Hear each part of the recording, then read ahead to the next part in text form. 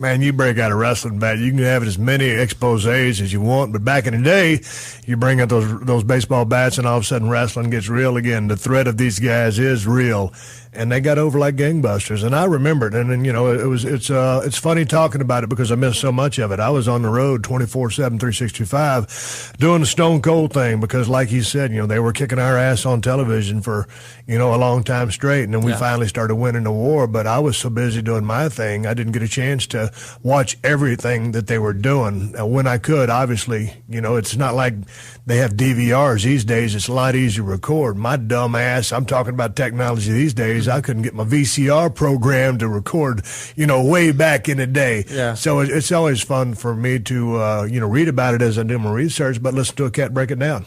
Yeah, man. It's just so crazy that Vince McMahon let that leave, let that slip out of his hands. And it'd be really interesting to hear his take on it, because I bet he wasn't too happy there when he saw this WCW thing taking off. Well, it's interesting, and again, the people who gained the most from this was the professional wrestling fans, because they would go back and forth between Monday Night Raw and Monday Nitro, and man, every single week it was all out, head-to-head, absolute war, and we was all, both them and us, were throwing in everything but the kitchen sink. And then, for a time there, when we were going every other week live and they were going every week live, they were dropping a lot of our 411 that we had in the can because they had people in the crowd. So they played by some dirty, low-down tactics, a little bit to try to beat our ass. But it was an interesting dynamic. But as a promoter, Vince is a smart guy, and I've been in some cars with him and had some private conversations, which I'll never divulge. But, hey, what happened there when he had to let those guys go? He drew a line in the sand, and he was going to operate the way he was going to operate. And it took those guys leaving for him to change his game. But they forever changed the pay scale, the structure, and how contracts were worked by going down to WCW and getting that guaranteed Turner money. Yeah. It's really interesting.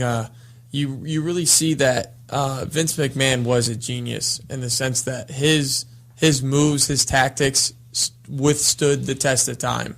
Like, yes, WCW got hot with NWO, but it ran itself bankrupt. And in those back negotiations, whatever Vince did, he always made it in the best interest of him and his company. So they were able to make that money when they were hot and withstand the times when they weren't as hot as the competitor. And nobody understands the business aspect of professional wrestling any better than Vince does. And as we guys that have been in the business, it's a cyclical business. You're going to have your high times and your low times, and it's going to come back around. And, back in the day when Vince and Pat Patterson or whoever was helping him book would be there in Vince's crib in Greenwich by the swimming pool booking long term, they would look 6, 12, 18, 24 months down the road back in the day and plan for the future.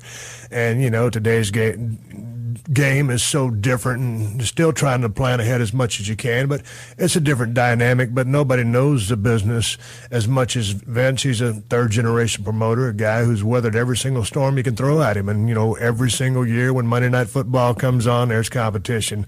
Well, with the UFC catching on fire, there's competition. I mean, UFC always has their pay-per-views on Saturday. WWE's are on Sunday, but still, when you have that family that are fans of both products, it's, okay, where am I going to put that $55 this month? Is it going to go to WWE because I want to see this event, or is it going to go to UFC? Not everybody can watch both of them. So, but anyway, he keeps weathering the storm, and the machine keeps getting bigger.